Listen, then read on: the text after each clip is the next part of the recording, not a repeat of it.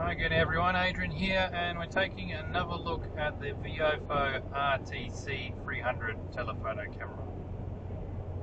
So HDR is turned off, and this is a telephoto camera add-on for the A229 Pro and A229 Plus.